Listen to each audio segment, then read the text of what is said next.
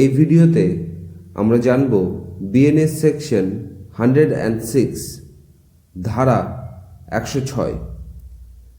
Section 106-এ বলা হয়েছে, যদি আপনি কারো নেগলিজেন্টভাবে ডেথ কজ করেন তার কি পানিশমেন্ট আছে সেটি ডিফাইন করা হয়েছে। Whoever causes death of any person by doing any rash or negligent act not amounting to culpable homicide,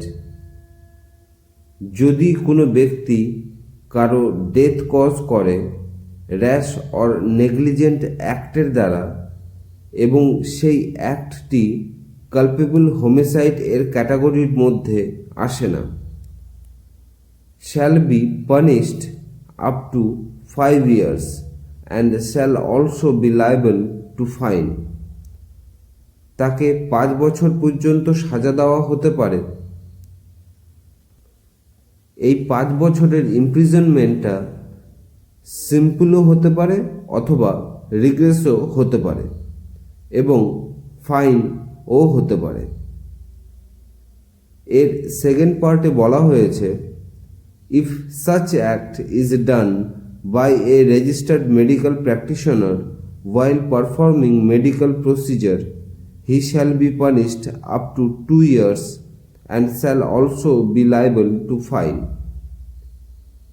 যদি কোনো registered medical practitioner medical procedure perform করার সময় নেগলিজেন্টভাবে কারো ডেথ কজ করে দেন, তখন তাকে 2 বছর পর্যন্ত সাজা দেওয়া হতে পারে এবং ফাইনও হতে পারে।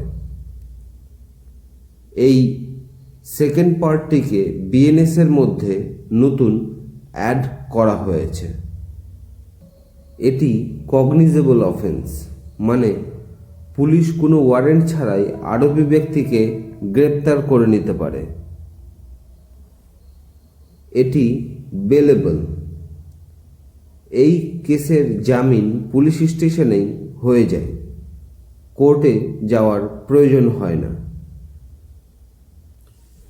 এই কেসের ট্রায়াল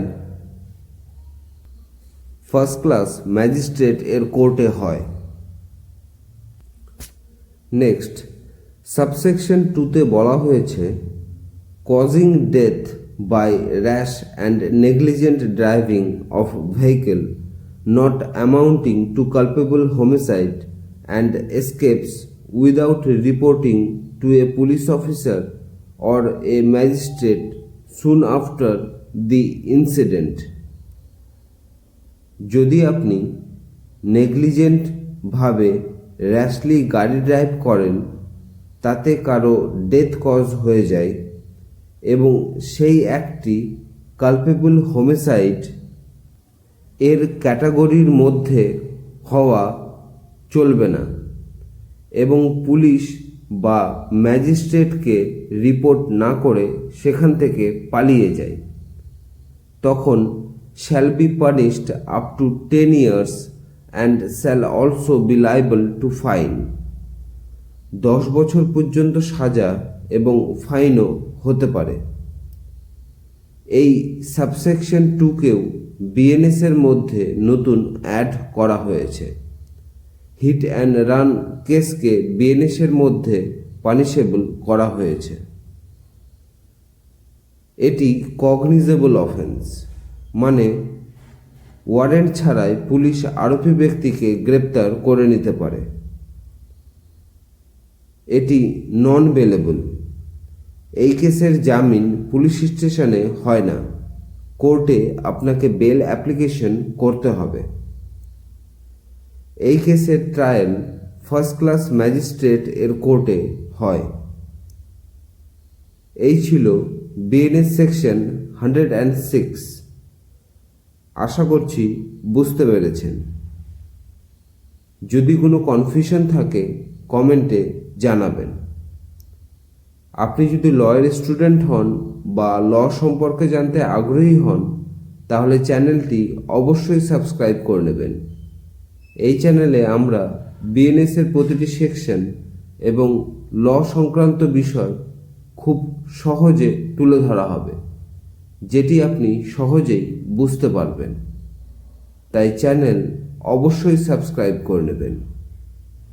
ধন্যবাদ।